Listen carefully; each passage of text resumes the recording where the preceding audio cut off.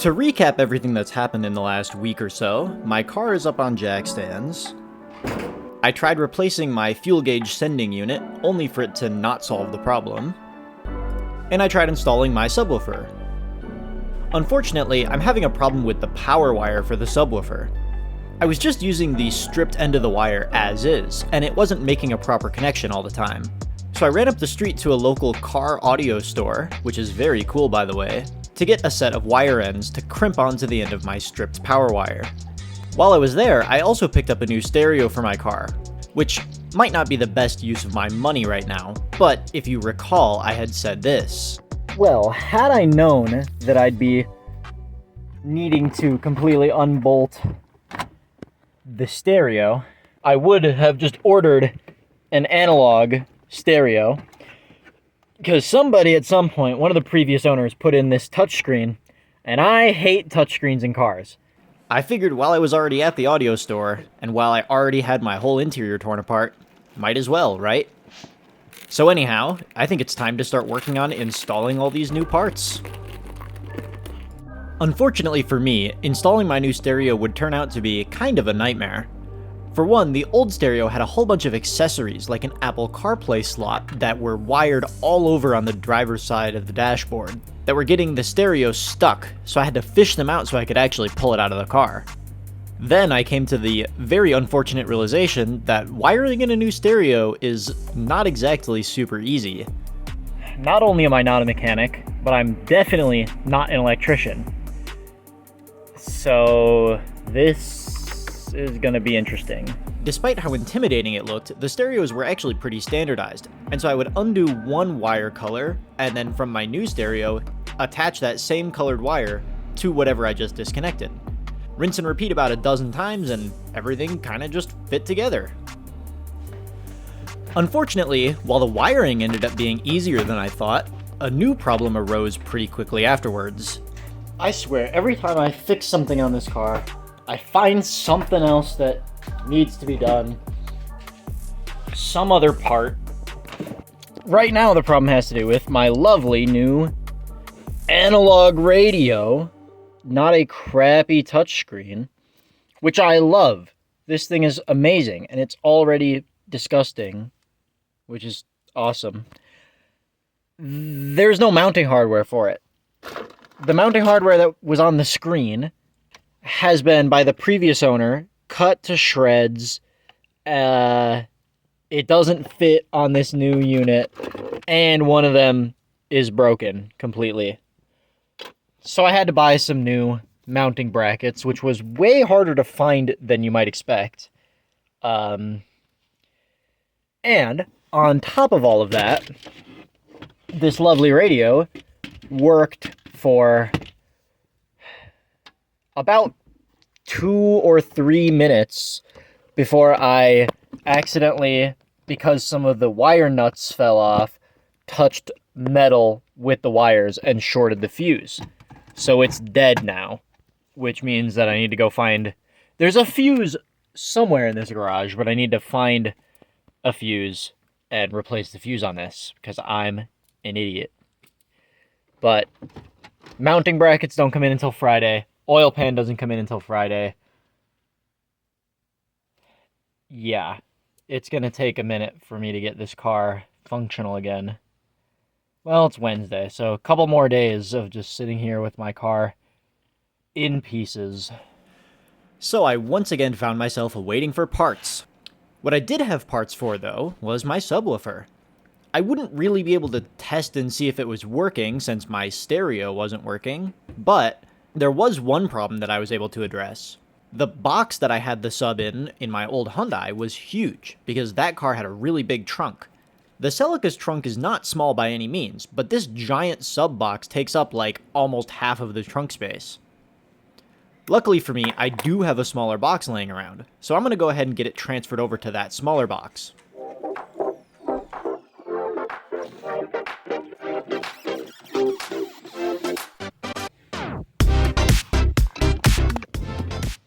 This box is under half the size of my other one, which means that it'll fit in this relatively normal sized trunk a lot better without taking up 90% of the space.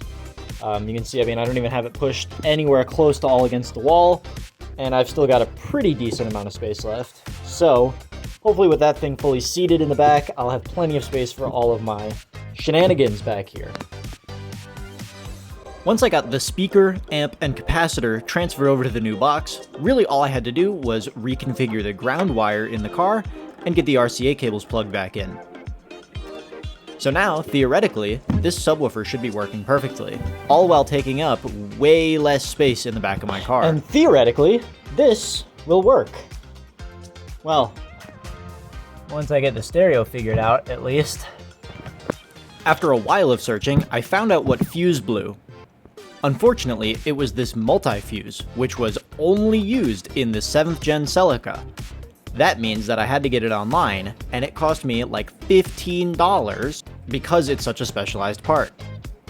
While I did find myself frustratingly waiting for parts once again, it was Friday, so my oil pan and the mounting hardware for my stereo showed up. So let's just go ahead and get some stuff done while we're at it.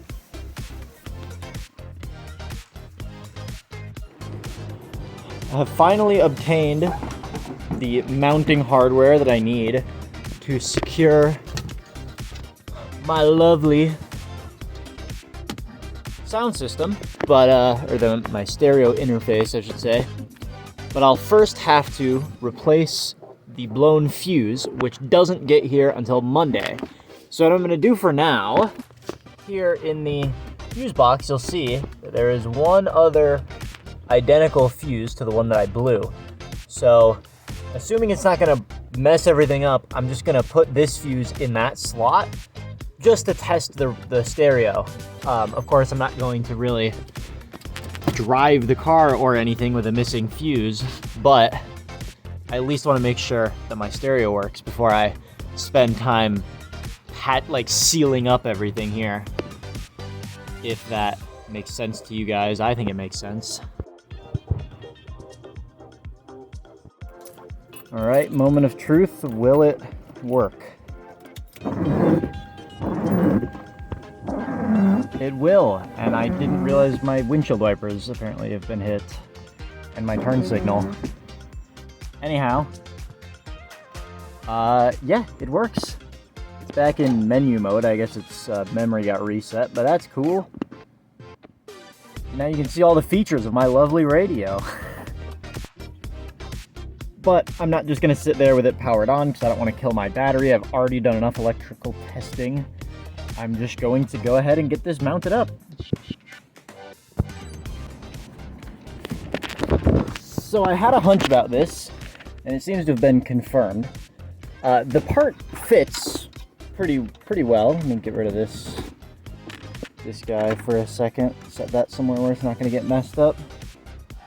But this bracket works pretty well, but this little clip at the top right here and this tail need to be removed.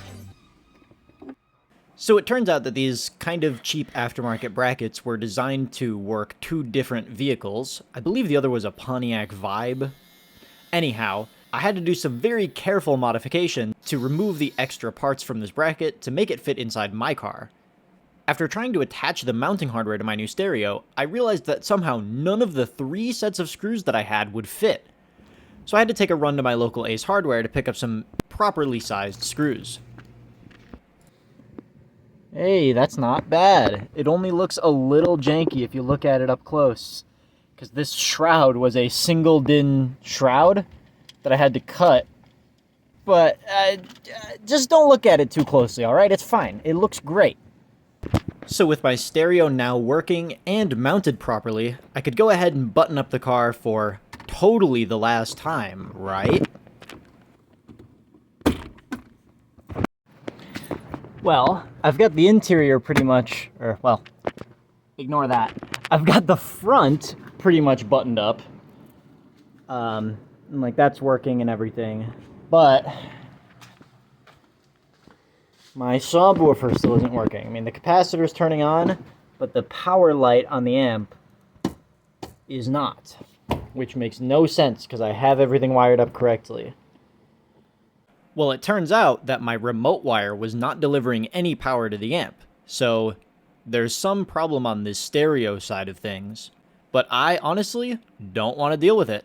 I'm going to start working on other things since, like I said, basically all of my parts besides one fuse have come in by now.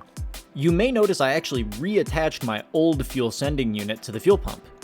Well, why wouldn't I? It seemed to be working perfectly fine, and this way I could return the one that I bought to make up a little bit of the money that I spent. Once I got the fuel pump reinstalled and sealed up, I worked on reinstalling the back seats.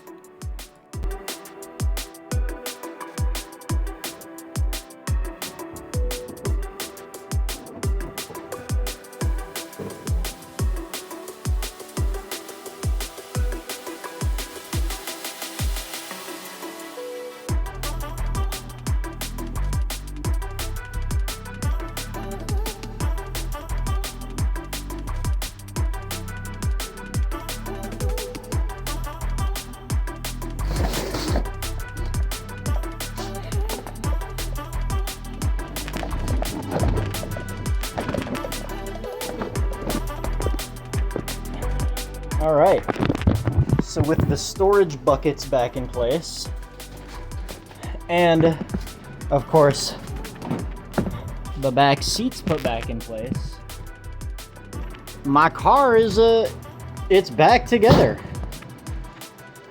So that's something. Still gotta get all the tools out of it and stuff, but hey, I finally feels like we're going in the right direction with this car. I'm finally putting things back together instead of just taking more things apart.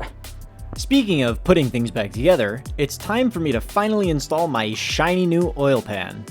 Of course, I first had to do the very tedious job of scraping and wiping down the mating surface to make sure that I got a good seal. A clean surface is crucial for the RTV gasket maker that I'd be using to seal everything up. After getting everything clean, it didn't take me long to start bolting the new oil pan into place. After getting everything torqued down, I just took a moment to clean out some of the trash that had accumulated in my car during this process. So I've now got the car basically completely buttoned up. You see the interior looking mighty nice and clean, minus that little leaf on the floor, but anyhow, got her buttoned up pretty nicely. But the gasket maker on the oil pan wants a whole 24 hours to cure. I will probably give it like 16 because I'm impatient. But that means that I won't be filling this thing with oil until tomorrow, which means that I obviously won't be starting it until tomorrow. But for the time being, we're doing pretty well for ourselves. With that all said, not much to do but to wait, so I'll see you guys tomorrow.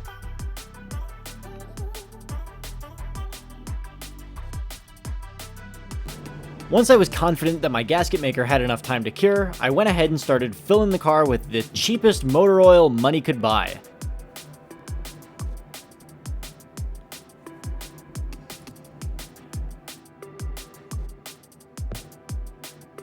I then went ahead and got my tire bolted back on so I could lower the car once again.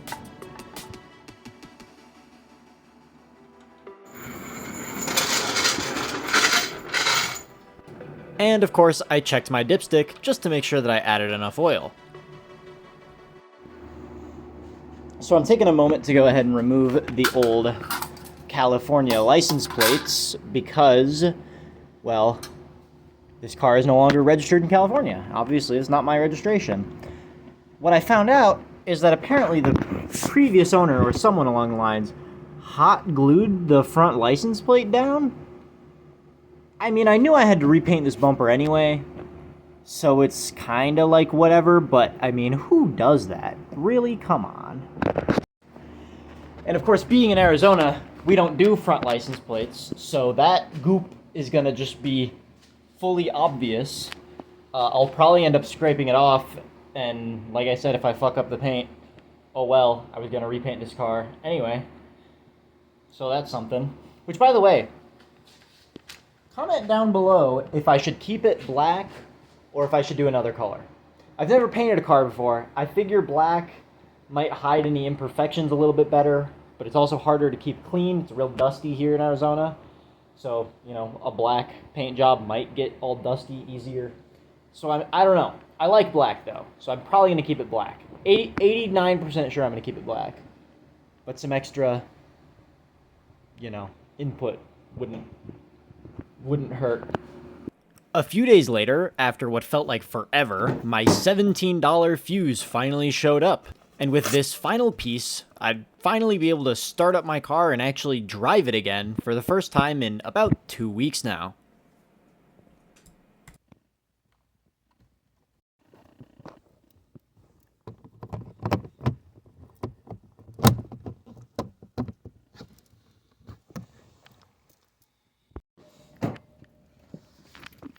All right, moment of truth.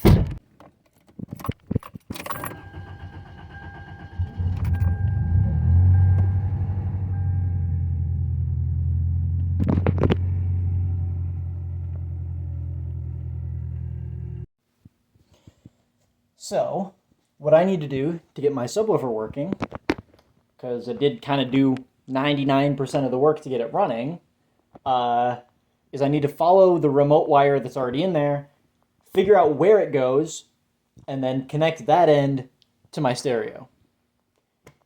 So let's go ahead and do that. I sound excited, but I'm really not, because I have to tear apart my dash all over again to do that.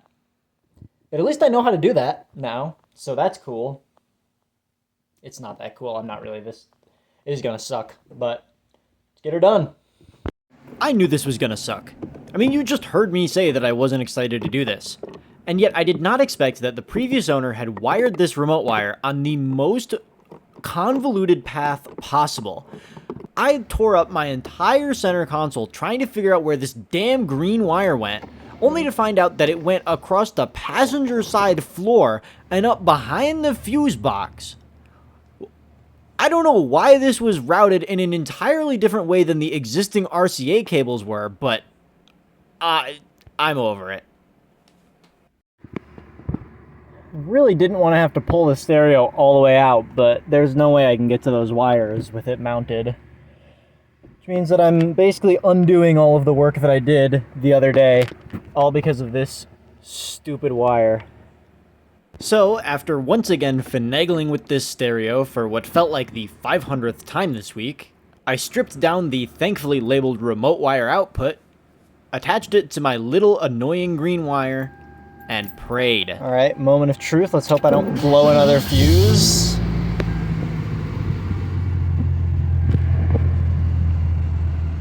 Okay, well that's working, so that's good. Okay, well I can't play music while I'm recording, so you'll kind of just have to trust me on, for the moment. But that light being on means that it's working. And, well, also, it's playing. I was playing music. It's working. Yippee. I'm so excited. So now, with everything finally for real done, it was time to go for my first drive, which was very exciting. Until about 10 minutes into driving, I noticed that my subwoofer cut out, which, after all the problems it's given me, did not instill very much confidence into me. Well, that ain't right. Last I checked, that ain't supposed to be like that. Still, I didn't let that rain on my parade, and before I headed home to address the issue, decided to stop for some gas. Definitely still need to get used to driving a smaller car. I pulled way too far forward at this pump.